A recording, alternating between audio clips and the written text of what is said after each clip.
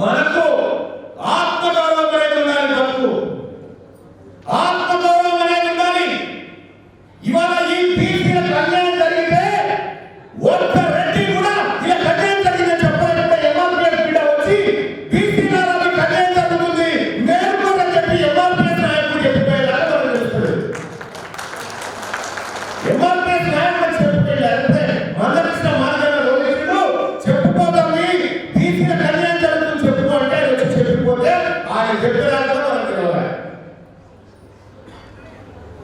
మళ్ళా మనమంతా ఈ బీసీలలో చాలా నిబంధనల వల్ల మనకు అమ్మో మా తాత కాంగ్రెస్, మా నాయన టీఆర్ఎస్, మా అన్న బీజేపీ, మేము పార్టీ మారము, మేము సత్యం అదే కళ్ళు తప్పాలని చెప్తా ఉంటారు. ఈ ఎమ్మెల్యే వచ్చిన వాళ్ళేమో 25 నాలుగు పార్టీ మారుకుంటున్నారు.